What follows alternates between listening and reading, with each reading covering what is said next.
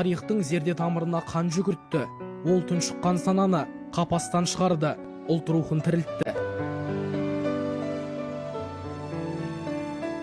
Ілияс Есенберлин 1915 жылы қазіргі Ақмола облысы Атбасар қаласында дүниеге келді. Балалар үйінде тәрбиеленген Ілияс жастайынан әдебиетке құмартып өсті.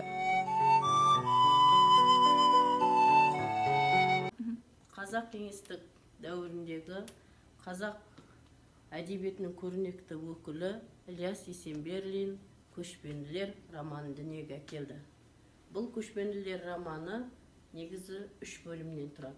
Біріншісі «Алмас қылыш», екіншісі «Жанталас», үшіншісі «Қаһар».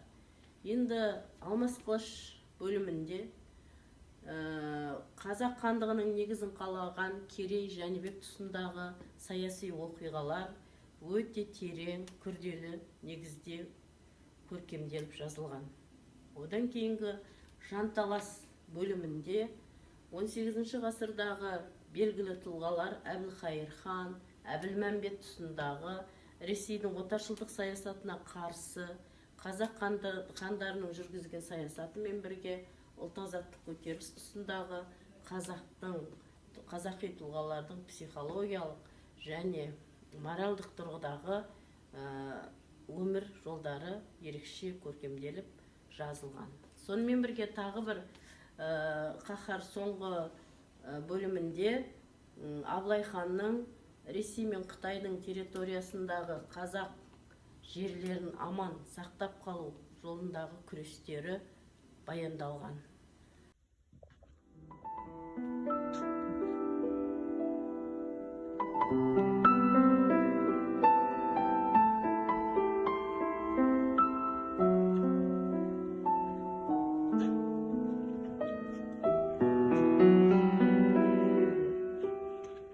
Кітаптың бетін толық көрсет анаңыз.